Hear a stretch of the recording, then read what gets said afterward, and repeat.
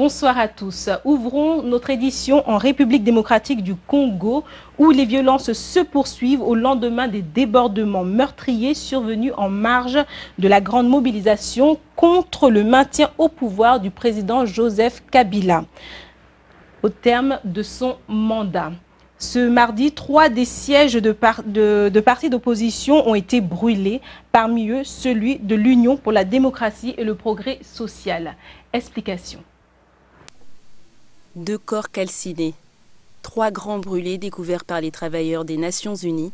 Nous sommes à Kinshasa, la capitale de la République démocratique du Congo, au siège de l'UDPS, l'Union pour la démocratie et le progrès social de l'opposant historique Étienne Tshisekedi. Dans la nuit de lundi à mardi, un incendie criminel a été déclenché dans le siège du parti. La présence de bidons d'essence renversés en témoigne. C'est à 4 h du matin que nous avons vu une jeep bourrée d'hommes armés qui sont descendus. Ils ont tenté de forcer l'entrée par le portail. Ils n'ont pas pu. Comme ils étaient armés, on ne pouvait pas les résister. Ils ont jeté une grenade à l'intérieur et nous nous sommes sortis par quelque part chez le voisin. On est en train de les tuer. Ils étaient des sentinelles ici, mais on les a tous tués. D'autres sont à l'hôpital. Mon mari vient à peine de mourir.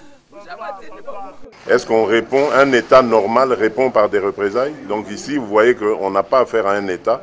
Nous avons affaire à un État voyou et qui mérite ce qui y arrive aujourd'hui, c'est-à-dire la révolte populaire qui va mettre fin à ce pouvoir dictatorial.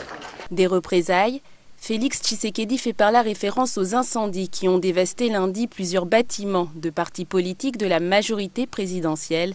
L'opposition accuse la garde républicaine d'avoir ainsi voulu venger les actes opérés en marge du grand rassemblement prévu à travers le pays le 19 septembre 2016, date décisive pour la République démocratique du Congo. Les autorités avaient en effet jusqu'au 20 septembre pour déterminer le calendrier électoral, alors que le mandat du président Joseph Kabila arrive à son terme le 20 décembre prochain. Mais les manifestants ont été rapidement dispersés, l'opposition accusant la police d'avoir provoqué les affrontements face à une mobilisation pacifique. Le pouvoir lui accuse les organisateurs du rassemblement d'avoir prémédité des actes criminels. 17 morts, dont 3 policiers et 1 brûlé vif et 14 civils parmi les pillards. 2 blessés par balle, 2. École primaire et secondaire, Madame de Sévigné, brûlée, saccagée à Bandalungwa.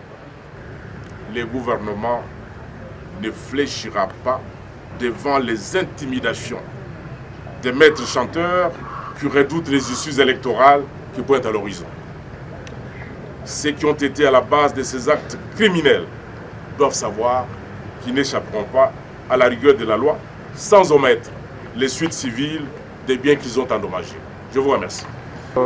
Oui, le professeur Azuli Banga, il y a le sentinelle, le PL hospitalisé. Et il est là, le préfet, il a sauté le mur, vraiment, on est blessé. La Constitution interdit à Joseph Kabila au pouvoir depuis l'assassinat de son père, Laurent Désiré Kabila, en janvier 2001, de se représenter. Mais en mai dernier, la Cour constitutionnelle, répondant à une requête en interprétation déposée par la majorité présidentielle, statuait sur le sort de l'actuel président en cas de non-tenue du scrutin présidentiel. Selon son arrêt du 11 mai 2016, suivant le principe de la continuité de l'État et pour éviter le vide à la tête de l'État, le président actuel reste en fonction jusqu'à l'installation du nouveau président élu. Une décision critiquée par l'opposition qui demande l'installation d'un gouvernement de transition sans le président Kabila. Pendant ce temps, le sang continue de couler.